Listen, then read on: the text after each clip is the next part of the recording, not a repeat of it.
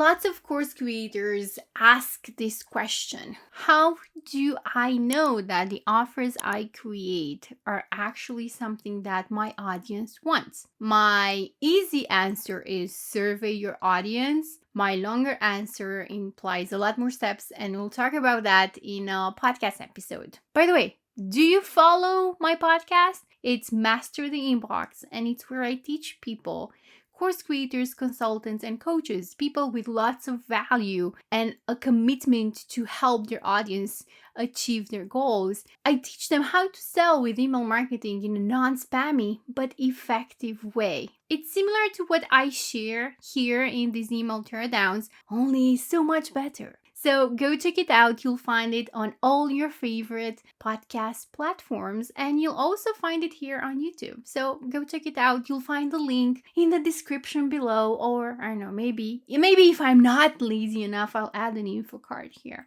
But let's go back here. So my short answer is run a survey. Now, surveys are really good for so many different reasons. I should dedicate a whole episode to them, and I will. But for now, you need to know that the simplest ways you can create a survey that also helps with segmenting your lists and also gives you enough information to figure out if there's actually any interest in a new offer is to use your email list. And in today's email teardown, I'm going to introduce you to a very simple but super effective way to do it.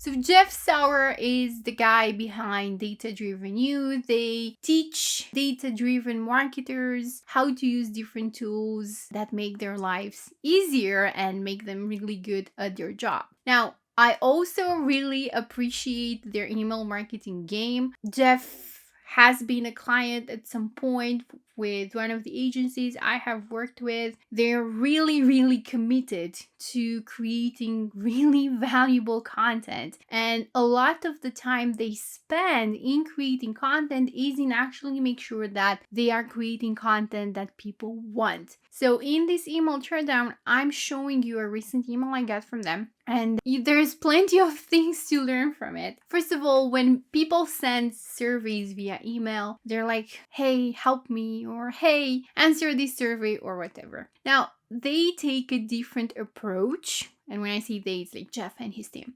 So the subject line for this one is, do you provide this service? And this is good. I mean, remember, their audience, it's marketers. They're either hired in-house, or they have their own agencies, or they are freelancers. So this specific question actually resonates. Plus, it draws them in and makes them curious, because a question like this coming from Jeff could also sound like, hey, I'm kind of looking to hire, right? So do you, Monica, provide this service? So it makes you want to open the email. Okay, now for the next things. So we have some personalization, hey, and Monica, and it appears with small letters because I, like many people, am lazy and I don't really think about what's going to happen when I'm going to start receiving emails from the people I sign up to their email list, because I don't write my name like a decent human being. So sometimes I have this, or sometimes I actually am even worse because I use other words that are not names. Anyways, so hey Monica, hey, we have personalization. Can you help us out with a short request? We're trying to compile data on the services that will be in demand in 2024, and we are starting with the Google Ads platform. So if you are helping clients with Google Ads or are considering offering that service, this one's for you. So this is basically qualifying people and telling the person who's reading this, well, you should pay attention to this if this is what you're doing. If you provide marketing services to clients, please take a minute to fill this out. We'll start with the first question here. So do you currently provide Google Ads services to clients? Yes and no. Now, this is a good tactic because a lot of marketing platforms allow you to add a tag and actually create a segment or create some kind of action that puts the person who has clicked yes or no in a segment or on a different list in your email marketing platform. Now, if I do select yes, then I don't know if this is the case with this email, but this is how the system usually works. I get added a tag, and then I will be added to this group of people from their email list. They're actually providing Google Ads services. Now, going forward, this can actually trigger a whole different automation.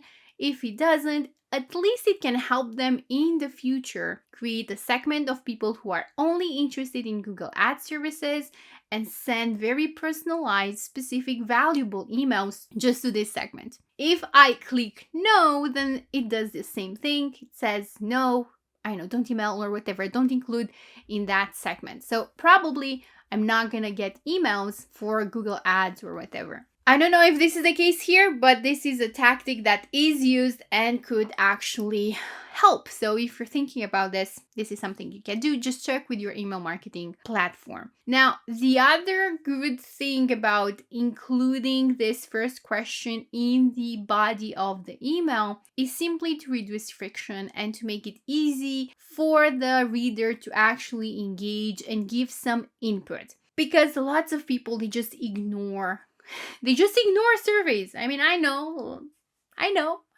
But at least at this point, you would have a chance to get a reaction. And it's super easy. I mean, you just click something.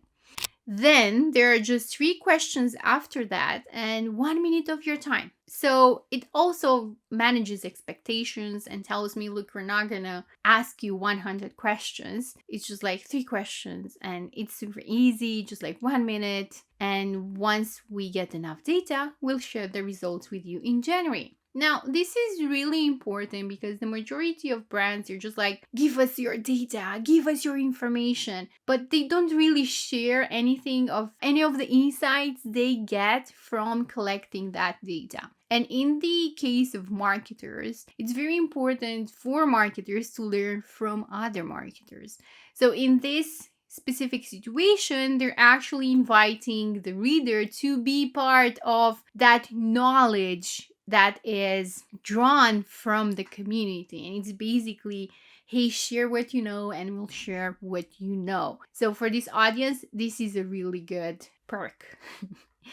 So this is it. See how simple this was? And it's not complicated. It's very elegant. It's very in Jeff Sauer's tone of voice. And again, this is a tactic you want to consider, not just because it helps you with segmentation, but it does really make things a lot easier, and it allows you to create a kind of experience that feels very, very powerful and personalized. And especially to people who are in business to business, they don't have time to learn about everything under the sun, but they are interested in learning more about the thing they are doing. And in the case of data-driven you, they're not just teaching Google Ads and KPIs or Google Universal. They're teaching so many other things. But with this kind of segmentation, that allows them to just like focus in and only talk to an audience that has specifically indicated that they're doing just like Google Ads, not, Pinterest. I don't know if they teach about Pinterest.